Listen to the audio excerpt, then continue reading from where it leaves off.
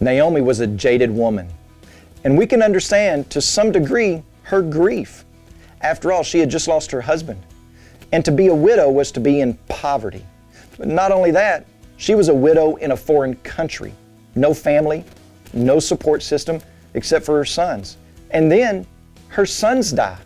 So now she is a widow with two daughters-in-law who were also widows who wouldn't leave her alone. But the more we read and sink into Ruth chapter 1 and we examine Naomi's words, the more we realize Naomi, even though she was returning to her homeland, that she continued to sow seed in the fields of bitterness. And we learn that living in the bitterness of grief will cause us to miss the goodness of God. But how do you know when you're living in bitterness? We know we're living in bitterness, in the bitterness of grief, when we move into hopelessness. Our first clue comes in verse 8, where Naomi tells her daughters-in-law to turn back, stop following her, and return to their home. But we need to take note of the reason Naomi gives. She tells them to return to their mother's house. This is an unusual way of telling them to go home because normally it would be referred to as the father's house. The idea of the mother's house is used to refer to intimacy, love, and marriage. So it seems that by referring to the mother's house, Naomi is releasing these two women to go back home and remarry. That they don't owe Naomi anything anymore. And that all sounds nice and kind and even comes with a blessing of sorts. But when Naomi prays for them to find rest, the idea is one of security, stability, and peace. Ladies, go back home and find security in your old ways of life, in a husband from your own people, and find peace.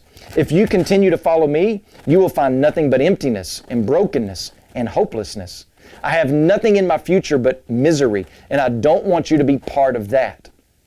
Naomi is unable to see any sort of hope for her future, nor for the future of these girls if they continue to follow her. She is returning home to the land of blessing, but she is living in the bitterness of hopelessness. Hopelessness doesn't see any purpose in life. A person who is hopeless can't fathom any goodness coming their way. That feeling of hopelessness can come from a variety of places. Some mistake that we have made, a death of a close person in our life, a job loss, or seemingly unending stress.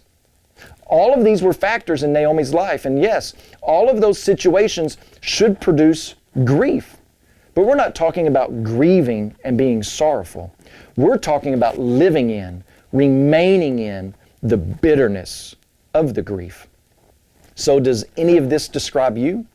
Is this how you respond to adverse situations in life, whether you cause them or not?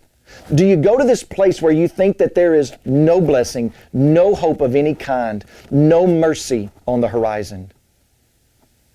Living in the motions and the customs of religiosity. It doesn't have to be this way. There is tremendous providence and goodness in Naomi's life at this point. She's just unwilling to recognize it. And I'm certain that that same providence and goodness of God is around you as well if we will humble ourselves before the Lord and recognize it. When you pray today, please remember Ali Chambers and his family, our missionaries in Tennessee. And also remember the Namwezi Life Word broadcast that's heard in Tanzania.